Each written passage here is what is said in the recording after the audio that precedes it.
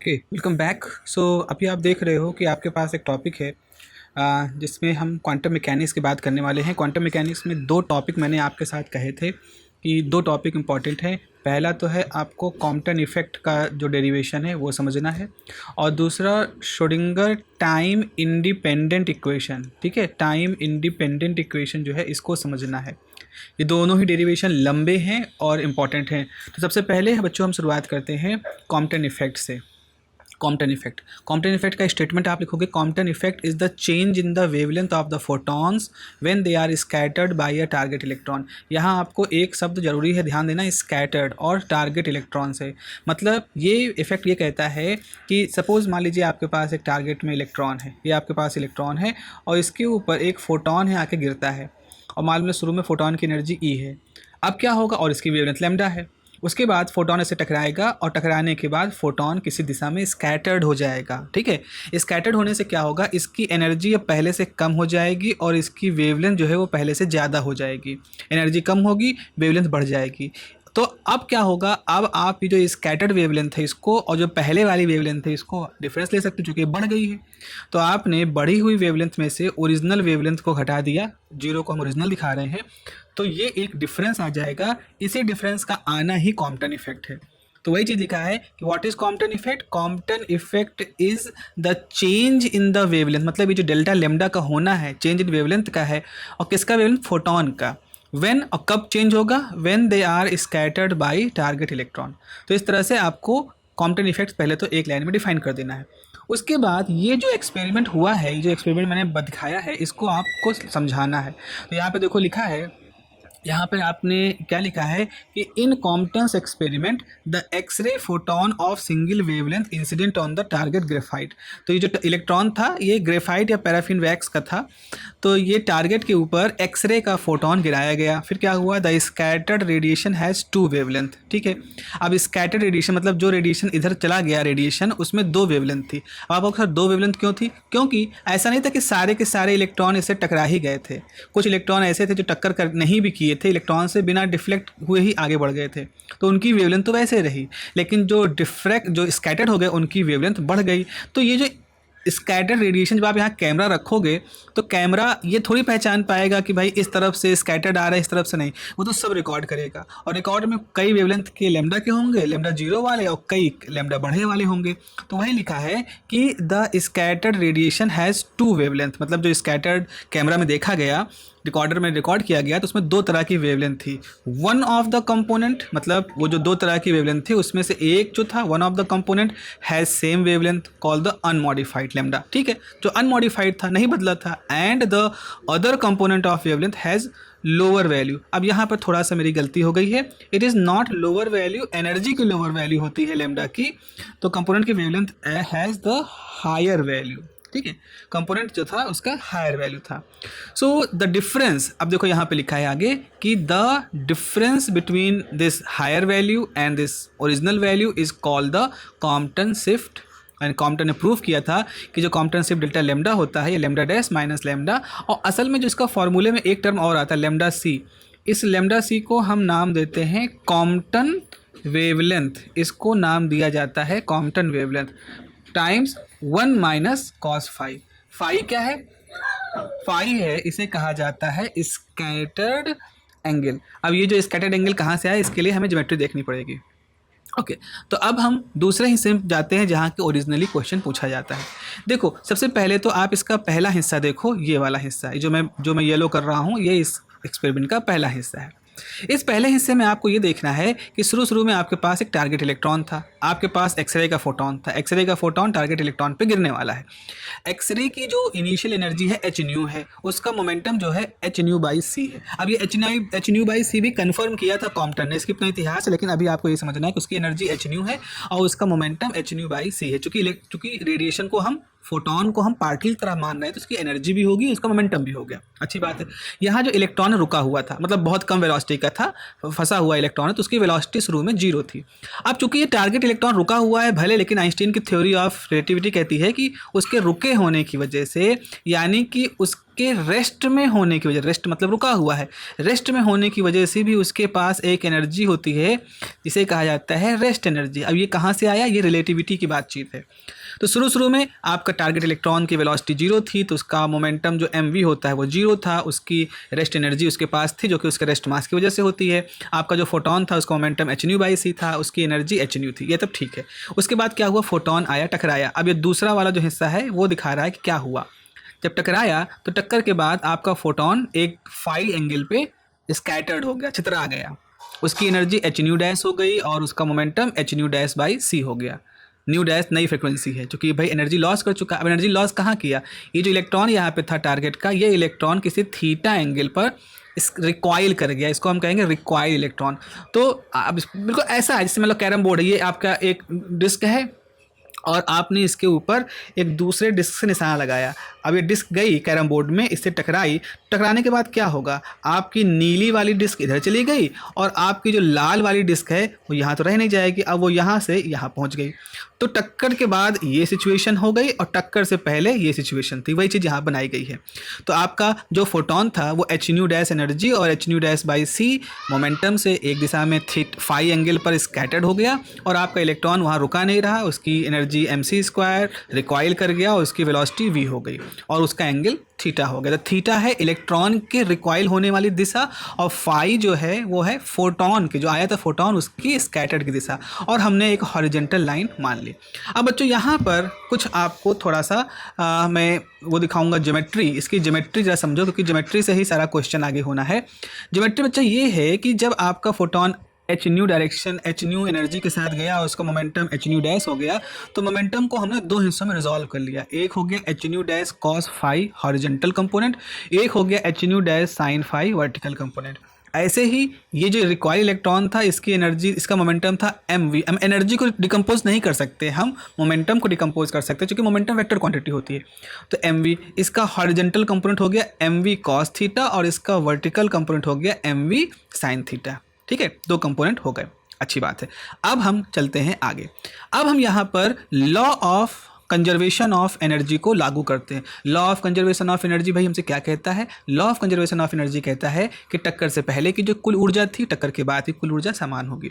तो शुरू में फोटोन कितना एनर्जी का था, एनर्जी था h, आपका इलेक्ट्रॉन रुका हुआ था, रेस्ट मास एनर्जी थी। तो ये जो पूरा बॉक्स के अंदर मैं बना रहा हूँ ये है इनिशियल एनर्जी, मतलब टक्कर अभी शुरू नहीं हुई है फोटोन इलेक्ट्रॉन की, उस समय एनर्जी। टक्कर के बाद फोटोन की एनर्जी हो गई h और जो इलेक्ट्रॉन था उसकी एनर्जी हो गई mc²। अब आप देखो रुका हुआ था तो मास कितना था m0, इसे हम कहते हैं रेस्ट मास, और जब मूव करने लगा तो उसका मास हो गया m, इसको कहा जाता है मूविंग मास। तो आप कहोगे सर दोनों में अंतर होता है क्या, बिल्कुल, न्यूटन के हिसाब से दोनों में कोई भी अंतर नहीं होता, दोनों की वैल्यू सेम होती है न्यूटन के हिसाब से। लेकिन आइंस्टीन कहती है कि नहीं भाई ऐसा नहीं होता है, रिलेटिविस्टिक डायनेमिक्स में m0 और m सेम नहीं होते हैं।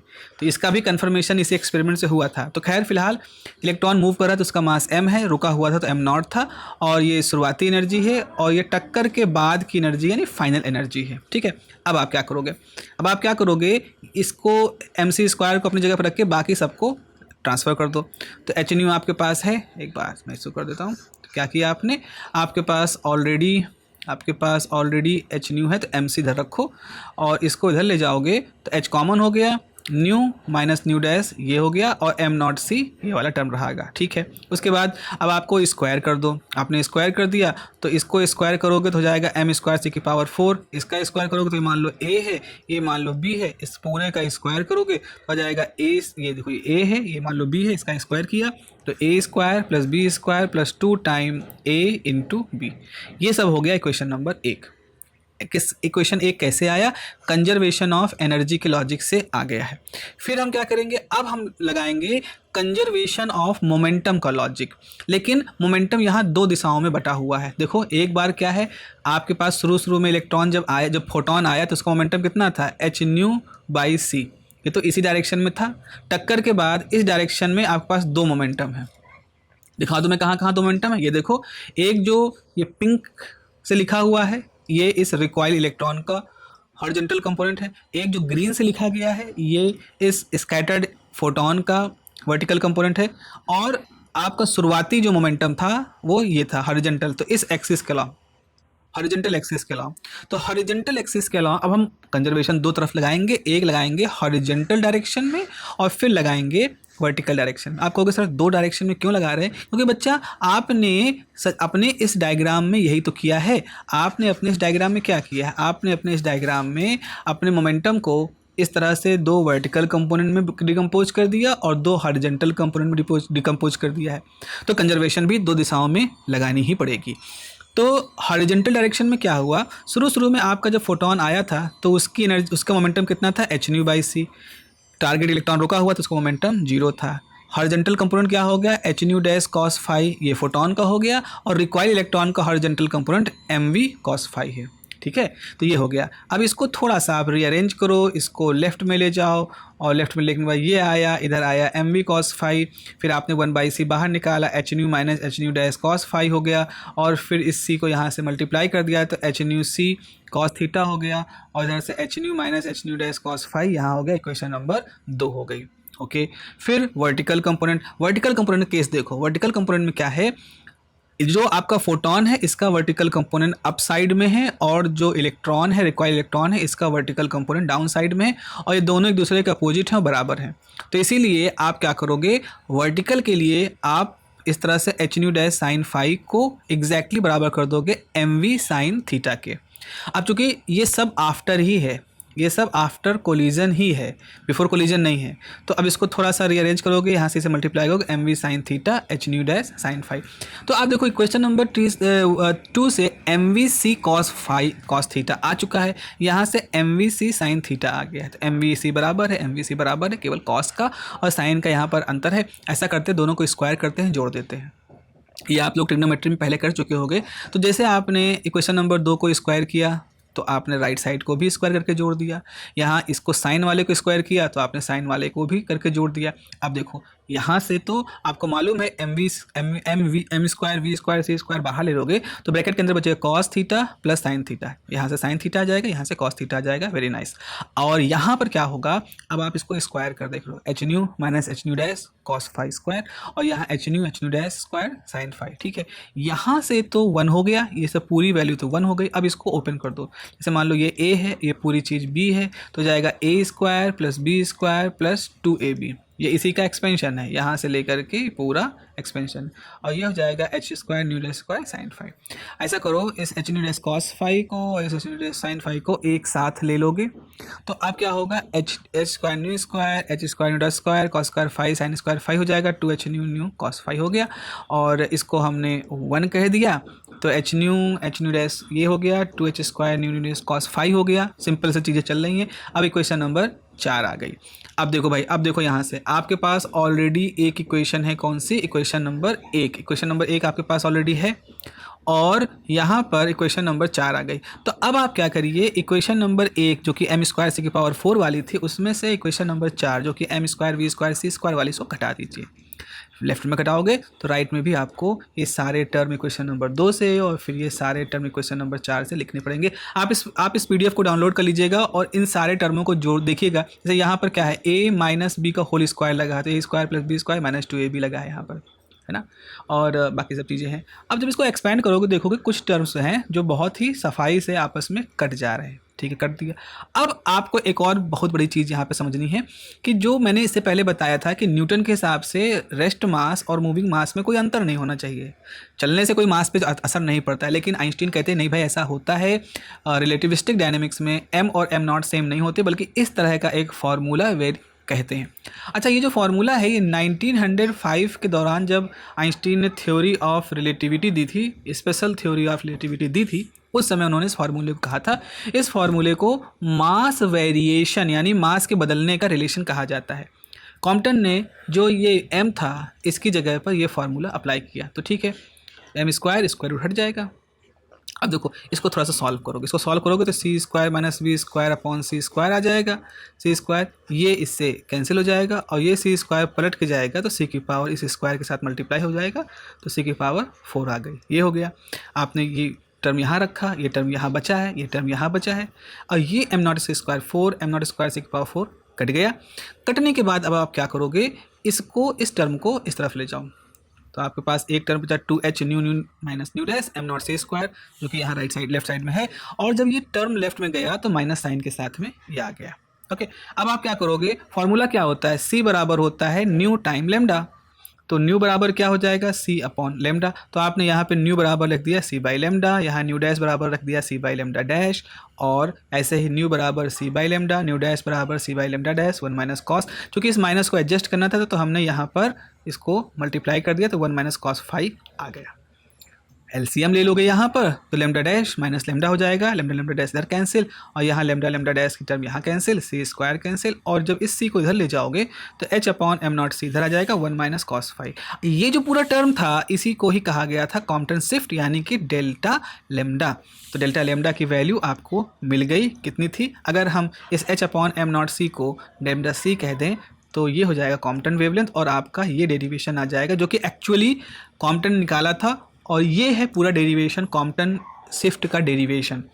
इसको आपको 3-4 बार अच्छे से तैयार कर लेना है, लगा लेना है अपने हाथों से, ताकि आपको गलती होने के चांसेस यहाँ ना के बराबर रहें।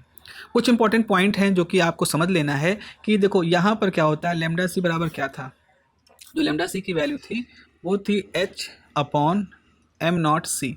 अब यहाँ एच प्लांक कांस्टेंट है, am not rest mass of electron है, सी वेलोसिटी ऑफ लाइट है, एच प्लांक कांस्टेंट है, जिसकी जो वैल्यू आती है वो होती है 0.0242 इंटू 10⁻⁻10 आती है मीटर में, यानी कि 0.0242 एंगस्ट्रॉम जो है वो इसकी वैल्यू आती है। तो पहली बात तो यह है कि जो क्रिटिकल ये जो कॉम्पटन वेवलेंथ है इसकी वैल्यू बहुत कम है, मतलब 1 वेवलेंथ भी नहीं है, 1 इंटू 10⁻⁻10 भी नहीं है, बल्कि ये है 0.0242 into 10⁻⁻10, which is still very small.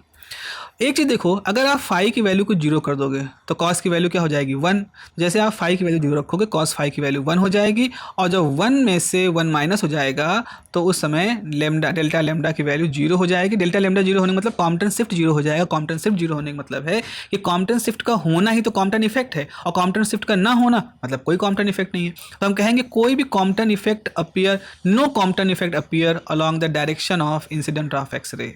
तो फाई जीरो होने का मतलब क्या है, आप जिस तरह दिशा में आ रहे थे उसी दिशा में आगे बढ़ते जाओगे तो आपका जो यहाँ फाई होगा वो जीरो होगा। अगर आप अपनी दिशा से मुड़ गए तो मान लो मुड़ गए कितना 30 डिग्री मुड़ गए, तो यहाँ पे फाई की वैल्यू 30 डिग्री हो जाएगी। आप मुड़ गए इधर चले गए तो 90 डिग्री हो गया, तो फाई की वैल्यू 90 डिग्री हो जाएगी। तो इस तरह से फाई जब जीरो होता है तो उस समय डेल्टा लेमडा जीरो होता है, कोई कॉम्पटन इफेक्ट दिखाई नहीं पड़ता। लेकिन अगर फाई की वैल्यू 180 हो जाए तो क्या होगा, फाई की वैल्यू 180 होने का मतलब क्या है, इसको विजुलाइज कर पा रहे हो, फाई की वैल्यू 180 होने का मतलब है, जब फाई की वैल्यू 180 होने का मतलब है जैसे ये इलेक्ट्रॉन रहा होगा टारगेट का, इधर से फोटोन गया और टक्कर मार के वापस लौट आया, एकदम लौट ही गया, तो मतलब जो दिशा थी उससे वो एकदम 180 डिग्री वापस एकदम बैरंग वापस चले गए।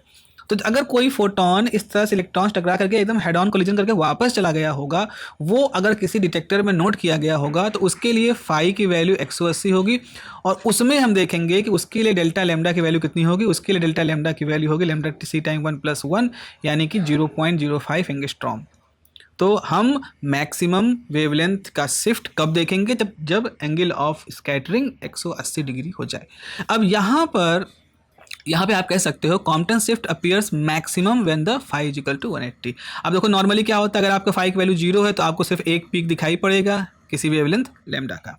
अगर आपने फाई की वैल्यू थोड़ा बढ़ा दी 45 कर दी तो आपके पास लेमडा और लेमडा डैश के 2 पीक दिखाई पड़ेंगे। लेकिन ऐसा नहीं कि दोनों पीक सबसे ज़्यादा दूरी पर हैं, सबसे ज़्यादा दूरी पर यानी कि 0.05 एंगस्ट्रॉम जो कि सबसे ज़्यादा दूर हो सकते हैं, इतना शिफ्ट कब दिखाई पड़ेगा, जब आप एंगल 180 पर देखें तो आपको एक पीक यहाँ दिखाई पड़ेगा, एक पीक यहाँ दिखाई पड़ेगा, और इन दोनों के बीच का डिफरेंस जो होगा वो आपका मैक्सिमम होगा।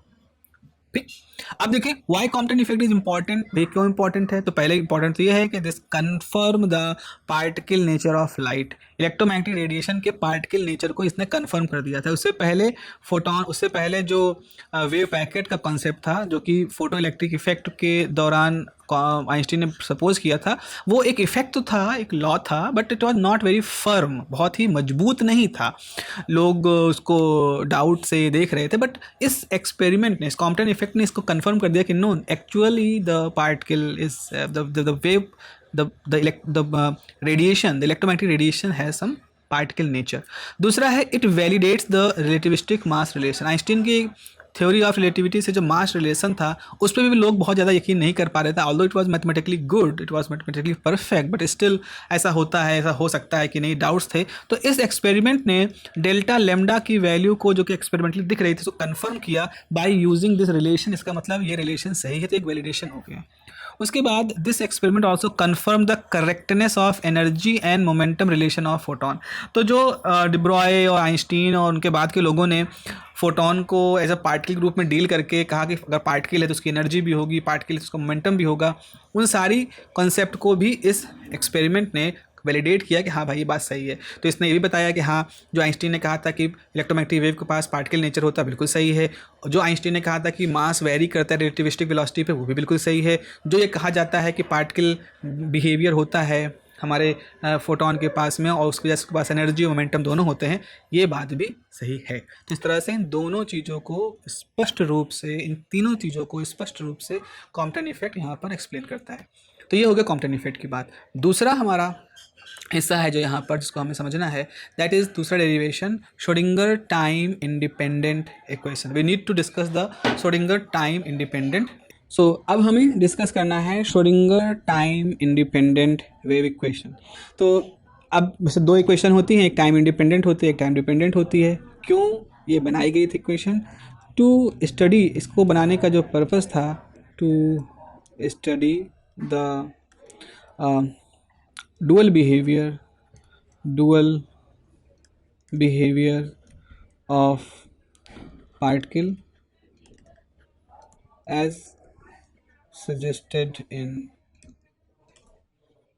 de Broglie relation या हाइपोथेसिस।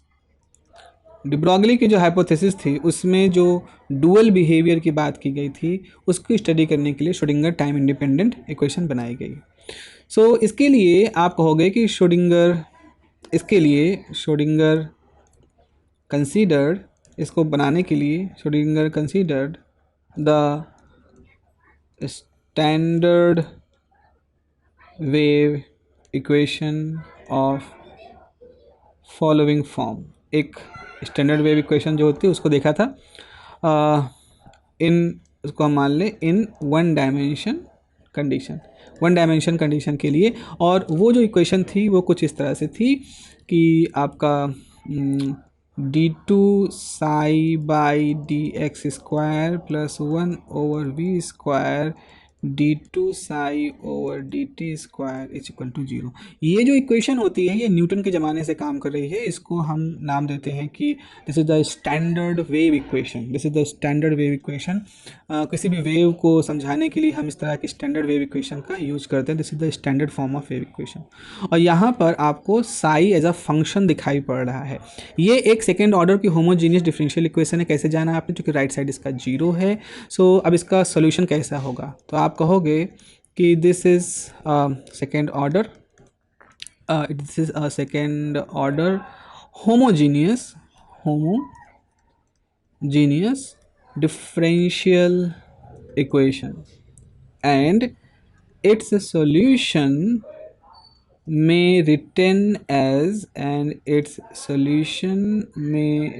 as इसका solution होता है psi is some constant exponential i kx minus omega t. इस तरह का इसका सोल्यूशन होता है। This is also a concept from the mathematics where यहाँ पर आपने कहा सर ये आपने क्या टर्म इस्तेमाल कर लिया, तो यहाँ जो k है ये उस वेव की वेवलेंथ के साथ जुड़ा है इस रिलेशन से। ओमेगा जो है उस वेव की फ्रिक्वेंसी के साथ जुड़ा है इस रिलेशन से। Now f is the frequency and lambda is the wavelength. तो ये हम मान लें इक्वेशन नंबर 2। तो अभी तक क्या हुआ, अगर वेव हमारी श्रोडिंगर वेव ने कहा कि हम मैटर वेव के लिए बात करना चाह रहे हैं, क्योंकि वही जो डी ब्रॉगली ने बताया था, तो हमने इक्वेशन नंबर 1 जैसी इक्वेशन ली, उसमें वेव फंक्शन बना, उस वेव फंक्शन का ये फॉर्मूला होना चाहिए, ये हमें मैथमेटिक्स से मालूम है। अब आप क्या करोगे, अब क्योंकि हमें पढ़ना है डिब्रॉय की मतलब डिब्रॉय रिलेशन को या डुअल नेचर को, सो अब आप लिखोगे बाय द प्लैंक कॉन्सेप्ट। क्या है भैया Planck concept? For quantized, Planck कौन सा कॉन्सेप्ट? क्वांटाइज्ड एनर्जी तो उसके हिसाब से ई जो होगा उसकी वैल्यू होगी एच टाइम, फ्रिक्वेंसी को हम एफ से कह दें, या हम लिखेंगे एच अपॉन 2 पाई इंटू 2 पाई एफ। तो ये हो जाएगा एच क्रॉस इंटू ओमेगा। तो यहाँ से ओमेगा की वैल्यू हो जाएगी ई अपॉन एच क्रॉस। ठीक है, ऐसे ही एक और पाई de Broglie relation, by de Broglie relation P बराबर H अपॉन लेमडा। तो यहाँ पर लिख सकते हैं H अपॉन 2 पाई, और 2 पाई से आपने मल्टीप्लाई डिवाइड कर दिया, तो ये जाएगा P बराबर H cross time K, because 2 pi by lambda is the K। तो यहाँ से K की वैल्यू क्या आ गई, P बाई H क्रॉस। अब आप क्या करो, ओमेगा की जो वैल्यू है और जो K की वैल्यू है इसको यहाँ रख दो। K की वैल्यू आप दिख रहे हैं, ओमेगा की वैल्यू दिख रही है, तो आपको यहाँ पर सब्स्टिट्यूट कर देना है। सो आपके पास हो जाएगा, सो इक्वेशन 2 मॉडिफाई हो जाएगी, modified as psi is equal to some constant exponential i. K की जगह पे क्या रखा आपने, के जगह पी बाई एच क्रॉस, तो P by H cross time X. Omega की जगह पे क्या रख रहे हो, E by H cross time T. या हम लिख सकते हैं psi is equal to A time exponential i by H cross P x minus E T. This is suppose equation number 3। Now this is a very important हिस्सा है ये। यहाँ पर आपने जो वेव फंक्शन माना है, इस वेव फंक्शन में क्या दिख रहा है, एक x वाला टर्म भी दिख रहा है, एक t वाला टर्म भी दिख रहा है। मतलब कि यहाँ पर आपका जो वेव फंक्शन है वो पोजीशन पे भी डिपेंड कर रहा है, टाइम पे भी डिपेंड कर रहा है। इसीलिए आपका जो रिलेशन जो है उसको थोड़ा और अच्छे फॉर्म में आपने एक्स टी का मेंशन करके लिख दिया कि पी एक्स माइनस ई टी है। This should be the equation number 3। ये हमारी इक्वेशन नंबर 3 है। अच्छा, अब आप ये जो पार्टिकल स्टडी कर रहे हो उसके लिए क्या है, उसके लिए आप by law of conservation of energy, क्या है, टोटल एनर्जी अगर E है तो उसमें हाफ एम वी स्क्वायर का रोल होगा और पोटेंशियल V का रोल होगा। अच्छा, काइनेटिक एनर्जी है ये काइनेटिक एनर्जी को आपने लिखा है हाफ एम वी स्क्वायर। क्यों ना इसमें m से मल्टीप्लाई कर दें और m से डिवाइड कर दें। तो आपने m से डिवाइड किया, मल्टीप्लाई किया, स्क्वायर हो गया। ये जो m स्क्वायर वी स्क्वायर, इसको आप लिख सकते हो p स्क्वायर अपॉन 2m। तो इसका मतलब है जहाँ कहीं भी हाफ एम वी स्क्वायर लिखा है उसकी जगह पर आप अपना रिलेशन लिख सकते हो p स्क्वायर बाई 2m, और v वैसे का वैसा रहेगा।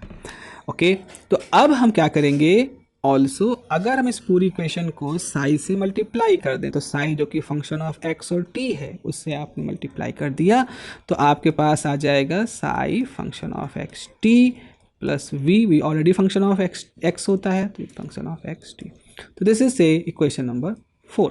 अब आप कहोगे सर यहाँ तक तो पहुँच गए, आगे क्या करना है। तो आगे बच्चा यहाँ पर क्या है कि आपको ये जो ई साई है इसकी एक वैल्यू निकालनी है, और जो पी स्क्वायर साई है इसकी वैल्यू निकालनी है। कैसे निकालनी है देखते हैं। तो आपने देखा है कि given psi x t is a time exponential i by H cross P x minus E t, already यहाँ पर है। तो आप क्या करोगे, differentiating above equation with respect to x partially, मतलब जब आपने t को कांस्टेंट मान रखा है, क्योंकि देखो यहाँ पे x भी फंक्शन है, t का फंक्शन है, हम केवल x के साथ डिफ्रेंशिएट करें, मतलब t को हम कांस्टेंट कह रहे हैं, इसलिए हमने ऐसा किया है। तो ये क्या हो जाएगा, तो जाएगा del psi by del x is what, this is. अब भाई इसको डिफ्रेंशिएट करोगे तो a रहेगा, एक्सपोनेंशियल रहेगा ही रहेगा, i बाई एच क्रॉस रहेगा ही रहेगा, P x minus E T रहेगा ही रहेगा। डेल बाई डेल एक्स पे कौन अप्लाई होगा, i by H cross P x minus E T. ठीक है, तो यहाँ से क्या आ जाएगा, इससे आपके पास आ जाएगा ये पूरी वैल्यू तो वही है जो साई होती है, तो साई हो गया, और यहाँ से आपके पास आ जाएगा आई एच क्रॉस पी। देखो ये पी आ गया, या हम लिख सकते हैं i by H cross P psi. ऐसे ही अगर आप d2 psi by D x square करोगे, 2 बार डिफ्रेंशिएट करोगे, तो एक बार डिफ्रेंशिएट करने पे तो already i time P X psi हो गया, दोबारा डिफ्रेंशिएट करोगे इसका मतलब फिर से i H cross time P आ जाएगा। तो ये हो जाएगा i square P square by H cross square psi. Okay, तो अब यहाँ पे कर सकते हो, माइनस हो गया तो P square psi by H cross square, और ये किसके बराबर है, d2 psi by D x square. तो यहाँ से बच्चों हम क्या निकाल सकते हैं कि p square, let me just add another page, add some page. तो अब यहाँ पर क्या होगा, लेट मी जस्ट, ओके, हाँ, तो यहाँ से आपके पास आ गया पी स्क्वायर साई, देखो ये P square Sai is minus H cross square d2 psi over d x square. तो ये हमारी इक्वेशन आ गई। लेट मी चेक को इसका नंबर कह दें 5 दे देते हैं। तो ये हमारे पास इक्वेशन 5 हो गई। सो इक्वेशन 4 गिव्स, अब इक्वेशन नंबर 4 क्या हो जाएगी, ऑलरेडी मेरे पास क्या था इक्वेशन नंबर 4 में था ई फंक्शन ई टाइम साई एक्स टी, और फिर था 1/2m, और पी स्क्वायर की जगह पे minus H square d2 psi over d x square plus v time psi, और ऑलरेडी यहाँ जहाँ कहीं साई लिखा है वो फंक्शन ऑफ एक्स टी है। तो अब हम क्या कर सकते हैं, अब हम यहाँ पर ई कर दें, इधर से लेफ़्ट साइड को ट्रांसफ़र कर दें, यानी आपने इस टर्म को इधर ट्रांसफ़र किया तो ये हो जाएगा psi function of x T हो जाएगा minus H cross 2m d2 psi over d x square. तो आप ऐसे भी कर सकते हो कि अगर हम इसको एक तरफ लिखें, d2 psi over d x square is minus 2m by H cross square e minus v psi which is already function of x t is, ये हो जाएगा। और हम ऐसे लिख सकते हैं कि d2 psi function of x t over d x square plus 2 time m upon h cross square e minus v psi function of x t is equal to 0। So this is a general equation. ये भाई अभी भी ये equation time independent equation नहीं है। क्यों नहीं है, क्योंकि यहाँ पर आप देखो आपका जो वेव फंक्शन है उसमें अभी भी x है और t है, t तो अभी भी मौजूद है। सो इसका मतलब है इक्वेशन नंबर 6 अभी भी हमारी टाइम इंडिपेंडेंट इक्वेशन नहीं है। ओके, तो ये हमारे पास फंक्शन है। अब हम इसके बाद आगे करने के लिए और आगे बढ़ते हैं।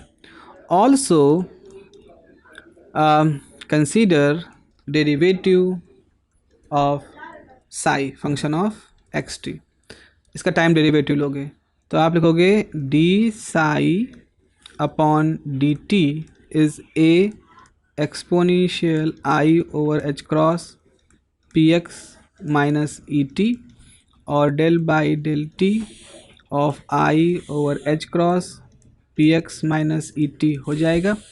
ये पूरा टर्म तो साई का ही टर्म है, तो ये साई का टर्म रह जाएगा। यहाँ से जब आप डिफ्रेंशिएट करोगे तो इसके ऊपर अप्लाई करोगे तो minus i E by H cross ये आ जाएगा। इसको मैं ऐसे लिख सकते हैं i by H cross E time psi, या आई से अगर आप मल्टीप्लाई कर दोगे, आई से डिवाइड कर दोगे तो ये ऐसे भी लिखा जा सकता है। और यहाँ से आप इसको ऐसे भी लिख सकते हो, इसे लिख सकते हो कि E time psi by i H cross, और ये आई स्क्वायर और माइनस आपस में कैंसिल हो गए। तो आपके पास ई साई की वैल्यू क्या हो गई, अब आप इस आई एच स्क्वायर को इसके साथ मल्टीप्लाई कर दो जो आपने del psi by del t लिखा है, तो ये हो जाएगा i H cross del by del T of this psi. ये टर्म आपके पास हो गया। अब आपके पास जो ये टर्म आया है इसको आप कहाँ यूज करोगे, इसको यूज करने का तरीका कहाँ है बेटा, इसको यूज करने के लिए आपको आना पड़ेगा इक्वेशन नंबर, इसको यूज करने के लिए आपको आना पड़ेगा इक्वेशन नंबर 4 में। आपने पी स्क्वायर साई की वैल्यू ऑलरेडी निकाल रखी है, यहाँ से भी वैल्यू निकाल दोगे तो ये आपके पास आ जाएगा। सो इक्वेशन 4 गिव्स क्या होगा, i H cross del psi by del t बराबर पी स्क्वायर वहाँ से हो जाएगा बराबर minus H square by 2m d2 psi by D x square plus v psi. ये आपके पास टोटल टर्म आ गए। ठीक है, या अगर हम इस इक्वेशन कहेंगे तो इस इक्वेशन को हम टाइम डिपेंडेंट, इसको हम time dependent, Schrodinger time dependent equation कह सकते हैं। ये होती है, this is the Schrodinger time dependent, क्योंकि यहाँ पे देखो टाइम डिपेंडेंट का फंक्शन है और साई जो है उसके अंदर भी एक्स और टी दोनों हैं। लेकिन अब हमें अगर इंडिपेंडेंट निकालना है तो भाई आपको इस इक्वेशन में कुछ बदलाव करने पड़ेंगे। तो इसको निकालने के लिए to get the time independent equation consider, आप क्या कंसीडर करोगे, आप कंसीडर करोगे कि साई जो कि फंक्शन ऑफ एक्स टी है उसमें एक फैक्टर है जो कि पोजीशन पर डिपेंड करता है, एक फैक्टर टी है जो कि टाइम पर डिपेंड करता है। तो आपने अपने फंक्शन को पोजीशन डिपेंडेंट और टाइम डिपेंडेंट में ब्रेक कर दिया, दिस इज द ब्रेकिंग। तो अगर ब्रेक कर दिया सो आप मान लो ये इक्वेशन नंबर कौन सी हो जाएगी भाई, ये इक्वेशन नंबर 7 है। तो आपके पास इक्वेशन नंबर 7 है। सो इक्वेशन 7 गिव्स क्या होगा, i H cross del by del T, और आपने लिखा capital phi which is function of X, capital T which is function of small T, यानी time is minus H cross square upon 2m d2 by D x square function psi x T v which is function of psi x T function of T. ठीक है, अब देखो, अब ज़रा समझना है यहाँ आपको समझना ये है कि जो del by del t operator है किसके ऊपर अप्लाई हो सकता है, टी के ऊपर। उसके लिए तो ये पोजीशन वाला फंक्शन कांस्टेंट हो जाएगा। तो आपको लिखेगा i H cross phi which is function of X और del capital T small T का फंक्शन है डिवाइड बाई स्मॉल टी। ऐसे ही यहाँ पर होगा minus H cross square upon 2m। अब ये x है, ये किस पे अप्लाई होगा, साई पर, उसके लिए कांस्टेंट हो जाएगा तो ये बाहर आ गया।